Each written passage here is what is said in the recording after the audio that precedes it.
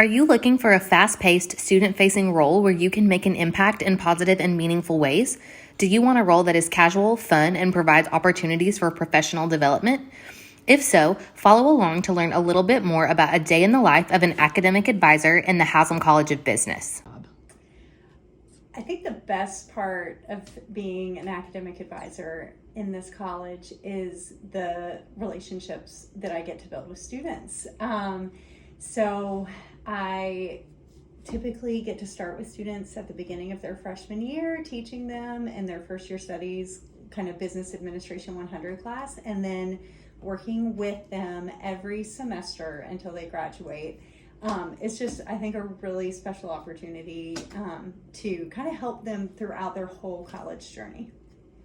During the fall and the spring semesters, I have a caseload of 350 students right now that I have an individual advising appointment with each of those students in the fall semester and the spring semester. So there's about a 12-week period during the semester that my day consists mostly of having advising appointments one-on-one with students.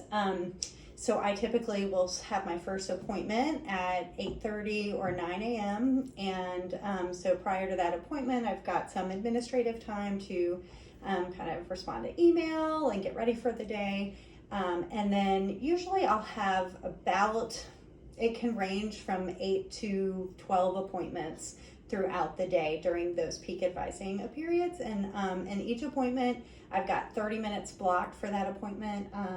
Sometimes the appointments are in person. The student will come here to my office. Sometimes they'll prefer to meet on Zoom, so I can do it that way too. And so I have, about 25 minutes that I'm kind of talking with the student during that appointment time.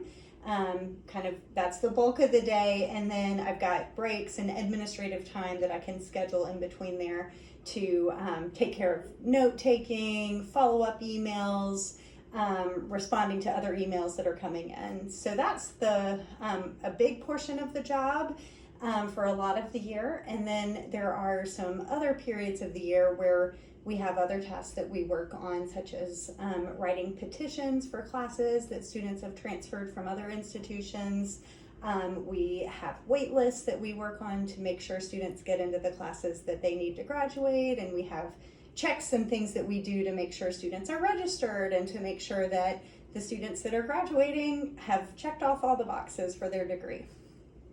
I think it's really important that you have good communication skills, both that you're very comfortable talking with people in a one-on-one setting, also in a group setting, since we do teach classes a little bit, but more the one-on-one communication, in addition to good written communication skills with emails, being able to be clear and concise. Also enjoying having relationships and developing rapport and supporting students and wanting to get to know students. I also think a little bit of problem solving and enjoying puzzles, because sometimes we have to help students kind of connect pieces or think in different ways to help solve tricky situations, or maybe if something didn't go according to plan or the student has a change of plans, trying to figure out how can I still make this work for them, or what's something we can do to make this work, and kind of finding enjoyment in that.